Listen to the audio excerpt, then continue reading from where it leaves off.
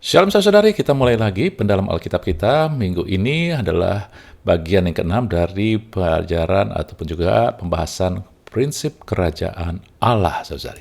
Nah, kita lihat aja bahwa selama ini kita sudah melihat bahwa prinsip kerajaan Allah yang kita lihat adalah kasih, di mana kita diundang untuk memiliki pikiran dan perasaan seperti Kristus. Kemudian kita ada prinsip mengalir, dan untuk mengalir kita butuh terhubung dengan sumber. Karena terhubung dengan sumber, dan oleh sebab itu tujuan sumberlah yang kita jaga, yaitu untuk pemeliharaan, harus kita efektifkan, dan untuk kepentingan bersama, bukan keegoisan. Dan kemudian prinsip kerendahan hati. Itulah pertama kali Yesus mengkhotbahkan tentang kerajaan Allah. Dia khotbahkan tentang khotbah di Bukit Bahagia, saudari, ya. Dan kemudian God confidence atau percaya diri karena Tuhan, bukan karena kehebatan kita, dengan cara mempercayai karya Tuhan, tuntunan Tuhan, tujuan Tuhan, kekuatan dan penyediaan Tuhan, yang semuanya datang berdasarkan anugerah, bukan kehebatan kita. Lalu minggu lalu kita bicara tentang courage ataupun keberanian, saudari, ya. Tentang keberanian ini kita tahu bahwa ini adalah tentang membangun, ya, di mana lewat Mazmur kita belajar dari Daud, karena Daud menunjukkan tentang hal-hal dalam kehidupan, aplikasi dalam kehidupan. Mazmur itu berseru ataupun juga menulis tentang keadaan-keadaan kehidupannya lewat jiwanya, sebab itu ada aplikasi yang kita bisa terapkan dalam kehidupan sehari-hari. Bagaimana kita jangan melebih-lebihkan tekanan, tapi mulai lebih menekankan kedahsyatan kuasa Tuhan. Lalu setiap ada kenegatifan, panah-panah kenegatifan, kita counter dengan hal-hal yang positif dari Tuhan, dari firman-Nya. Kita lebih hargai hal-hal yang dari Tuhan, sadari bahwa Tuhan yang berperang. Kita hanya ada berdiri sambil memuji, bersyukur, dan bersukacita karena Dia bersama kita. Lalu fokus pada hasil akhir, jangan pada proses. Proses kadang berat, tetapi hasil akhir akan membuat kita bersorak-sorai, bersukacita, dan tentunya kita siap untuk menanti karena jawaban kadang tidak langsung selesai, saudari. Dan semua itu kita harus lakukan dengan iman, karena dengan iman, keberanian karena iman akan menentukan hasil akhir, saudara-saudari, ya. Jadi courage, keberanian adalah dari membangun, bukan datang secara tiba-tiba aja, tetapi kita bangun keteguhan hati. Hati kita harus teguh. Ya, jadi artinya courage, keberanian bisa dilakukan oleh setiap orang percaya, ya, dari anak kecil sampai yang sudah tua, dari pria dan wanita, di mana kita mau bangun keteguhan hati, membangun ketaatan dalam panggilan dan tujuan Tuhan dengan mengandalkan kekuatan dan tuntunan Tuhan. Oke, dan sekarang kita masuk prinsip yang keenam dalam kerajaan Allah, yaitu prinsip yang saya katakan family, keluarga. Kalau Anda perhatikan, ketika Tuhan selalu bicara tentang kerajaan Allah ataupun juga hal-hal yang diperlihatkan di dalam Alkitab selalu berhubungan dengan keluarga. Allah menciptakan Adam dan menciptakan keluarga. Maka satu orang diselamatkan, seluruh isi keluarga, seluruh isi rumah, itu bicara keluarga, saudari. Bahkan syarat-syarat untuk diakon, penatua, penilik jemaat, itu pun juga berhubungan dengan keluarga. Di dalam kitab Kejadian, awal daripada kerajaan, bukan awal tetapi juga pernyataan daripada kerajaan Allah yang diterima oleh umat manusia, oleh manusia adalah di dalam kitab Kejadian ini, saudara, ada 5 prinsip yang berhubungan dengan 5 keluarga awal yang memainkan peranan besar dalam kitab Kejadian. Dan prinsip-prinsip ini ada 5, prioritas, prinsip benih, prinsip doa, prinsip berkat, prinsip pengampunan. Jadi ketika Anda mulai melihat keluarga, Anda mulai tahu bahwa Tuhan melatih kita, dan untuk kita menyadari bahwa keluarga adalah cara Tuhan untuk menunjukkan kerajaan Allah. Jadi kadang-kadang kita terlalu melihat jauh muluk-muluk saja, ya, yang hanya sekedar teologi kerajaan Allah bicara tentang ABC, tetapi sesungguhnya awalnya adalah Allah memperlihatkan kerajaan Allah ada di dalam prinsip keluarga ini, ya. Di dalam kerajaan Allah dan juga menunjukkan hubungan kita dengan Allah sendiri, di situ ada prinsip-prinsipnya, prioritas, benih, doa, berkat, pengampunan. Dan ini ada di dalam kerajaan Allah. Oleh sebab itu, kalau Anda mau lihat bagaimana kerajaan Allah, lihatlah keluarga. Oleh sebab itulah, maka iblis, dunia mau menghancurkan keluarga, saudari, ya. Di dalam keluarga ada prinsip prioritas, dan ini diperlihatkan oleh cerita Nuh, saudari. Ya, dalam kehidupan Nuh, ketika banjir habisi semua makhluk yang hidup hanya tinggal akhirnya Nuh dan orang-orang yang ada di bahtera dan makhluk-makhluk yang ada di bahteranya. Lalu dikatakan dalam Kejadian 8 ayat 18, keluarlah Nuh bersama dengan anak-anak istri dan istri anak-anaknya. Ada 8 orang. Jadi berbicara tentang apa? Bahwa dalam kehidupan kita akan ada saatnya di mana kita hanya miliki dan bersama dengan orang-orang yang ada di dalam keluarga kita. Kita ada di dalam bahtera, ngalamin hal yang sama, dan itu adalah keluarga. Kita mungkin punya teman baik, tetapi pada akhirnya kita hadapin dan yang ada sama kita adalah keluarga. Bagian keluarga, dan keluarga nggak pernah pilihan kita, tetapi dari Tuhan. Anak-anak tidak kita pilih, orang tua tidak kita pilih, tetapi adalah ketentuan Tuhan. Mungkin sebagian bertanya, Pak, bagaimana dengan suami atau istri? Kan pilihan. Iya, benar, Anda memilih, tetapi ketika kita diberkati dan datang kepada Tuhan, maka itu sudah diteguhkan sebagai pilihan Tuhan juga buat Anda. Sebab itu, jangan pernah lepaskan, saudari, ya. Kemudian, kalau kita keluarga, maka prioritaskan keluarga. Keluarga yang Tuhan satukan. Caranya memprioritaskan adalah beri waktu. Hari-hari ini adalah firman Tuhan katakan hari-hari akhir adalah hari-hari yang jahat, dan salah satu di peringatan Tuhan adalah pergunakan waktu yang ada. Beri waktu dengan prioritas yang tertentu. Banyak orang karena kesibukan, karena mementingkan hal-hal yang standar dunia, akhirnya memberikan waktu lebih pada apa yang dunia katakan yang perlu, tetapi Alkitab menunjukkan bahwa keluarga perlu, berikan waktu buat keluarga, hormati orang-orang di dalam keluarga, ya, beri perhatian, dan jangan banding-bandingkan mereka, saudari. Kenapa? Karena mereka bukannya kehendak Anda ada di samping mereka, tapi Tuhan, dan mereka punya tujuan dan rencana Tuhan. Oleh sebab itu Tuhan jadikan sempurna untuk tujuan Tuhan. Amin. Ya, kemudian prinsip ini ada dalam cerita Abraham, bagaimana akhir Abraham punya 2 anak, yang dari situlah Tuhan katakan akan lahir 2 bangsa, saudari. Ya, jadi Anda melihat anak bukan hanya anak kecil karena banyak ataupun anak kita, tetapi banyak sekali kita tidak melihat bahwa anak adalah benih yang menentukan. Banyak orang hanya melihat anak kita. Saudara, terlalu sempit. Banyak hari-hari ini begitu banyak orang hanya mementingkan diri sendiri, dan itu adalah hal yang datang dari dunia. Anak-anak Anda harus Anda arahkan untuk menjadi berkat bagi bangsa, komunitas, saudara-saudari, ya, bagi dunia.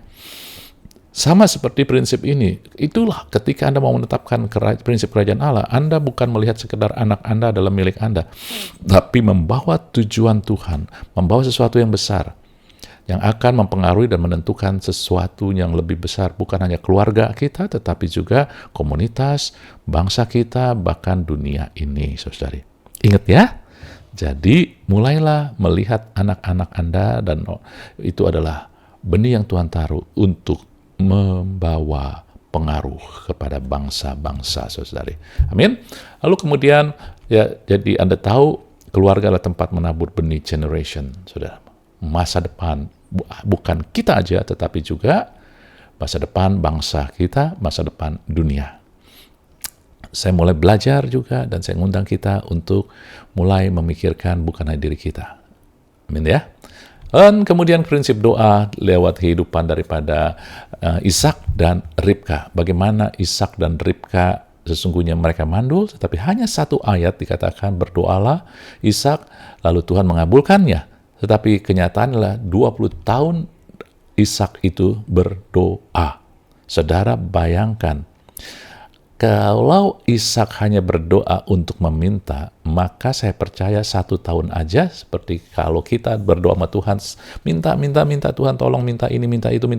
Lalu 1 tahun kita nggak ngelihat, kita udah mulai meragukan Tuhan. Namun ini Ishak dan Ribka bisa 20 tahun tetap berdoa. Kenapa? Karena mereka memiliki pola pikir, cara pandang yang benar tentang doa. Doa bukan hanya sekedar meminta kepada Tuhan, tetapi doa adalah alat untuk membangun hubungan.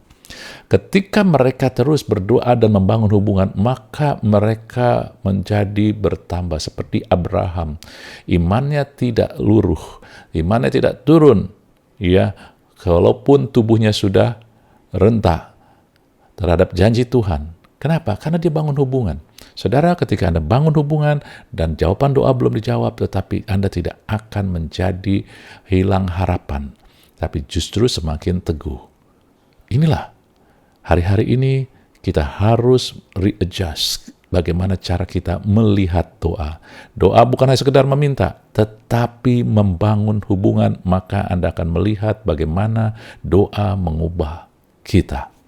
Ya, bukan hanya membuat Tuhan menjawab, tetapi mengubah kita. Amin.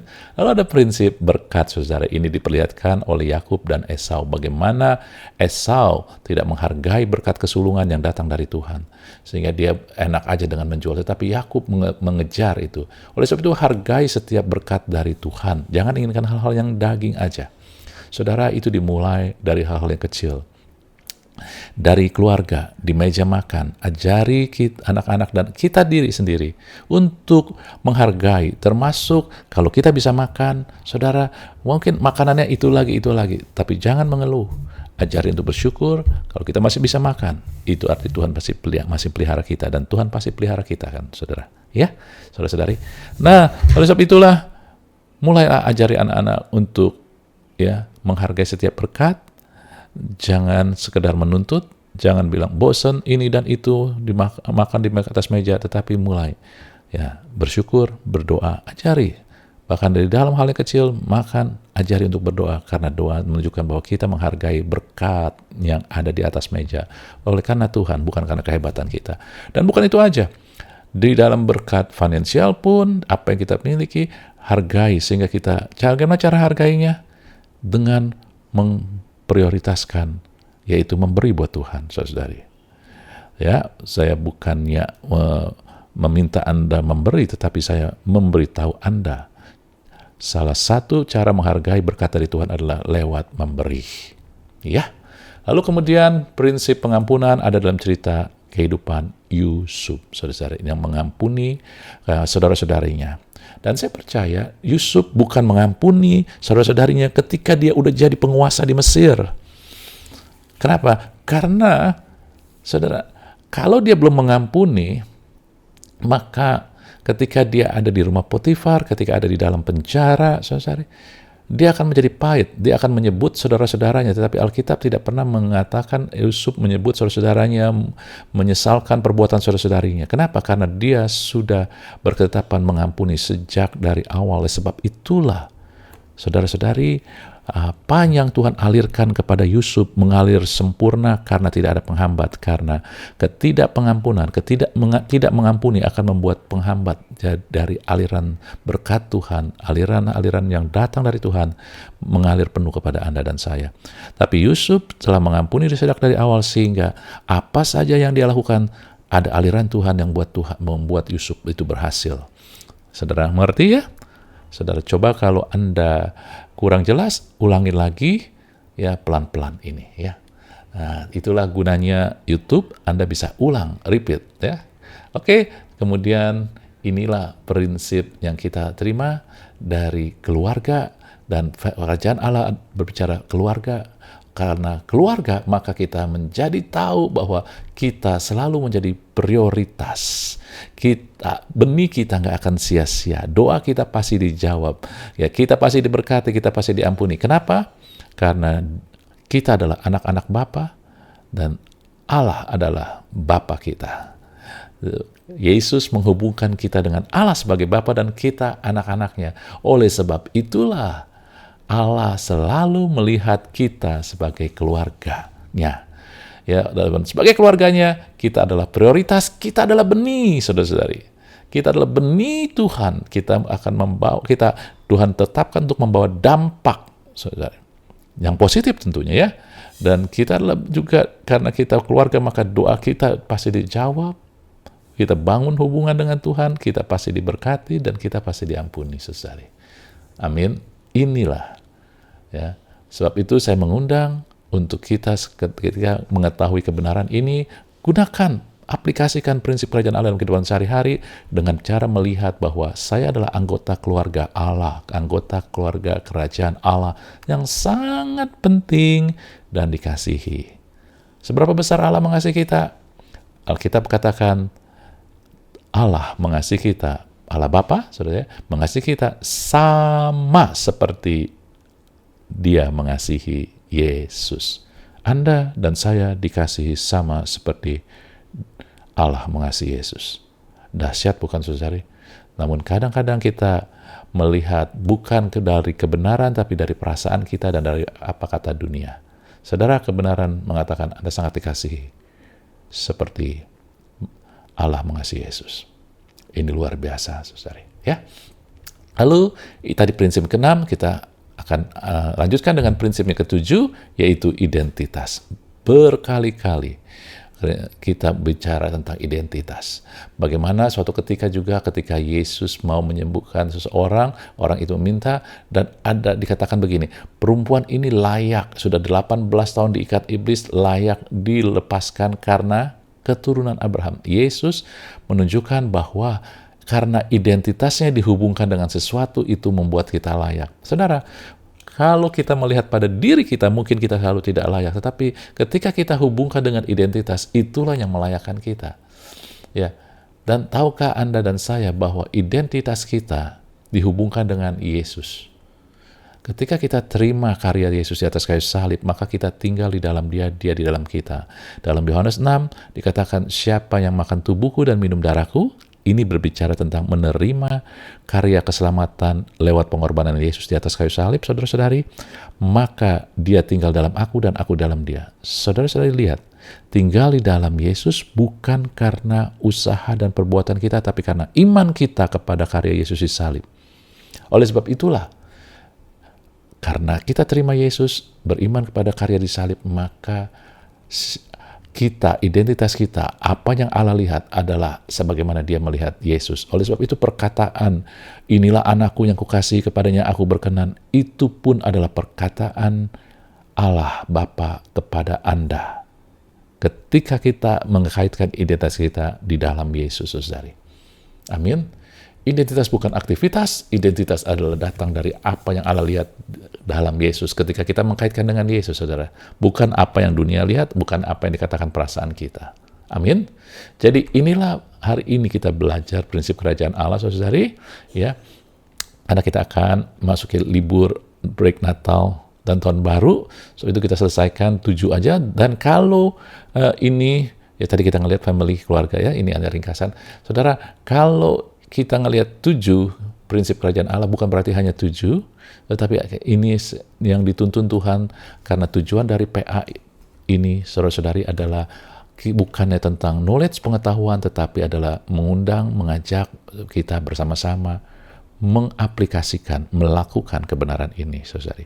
Mungkin Anda yang tahu tentang banyak hal, wah ini kurang, ataupun oh ini kita mulai berdebat saja. Tujuan kita bukan untuk berdebat, tujuan kita adalah untuk mengundang kita bersama-sama untuk melakukan, mengaplikasikan, ya.